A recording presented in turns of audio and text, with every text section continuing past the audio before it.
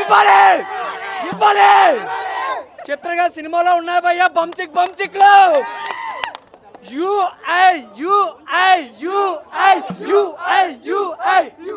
భయ్యా వీడి చిన్నది భయ్యా, వీడిది పెద్దది భయ్యా.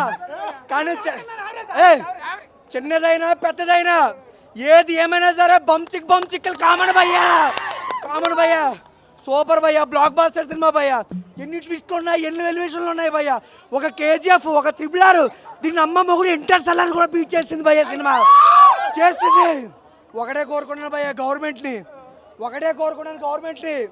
రియల్ స్టార్ ఉపేంద్ర కాదు భయ్యా, పాన్ ఇండియా స్టార్ ఉపేంద్ర.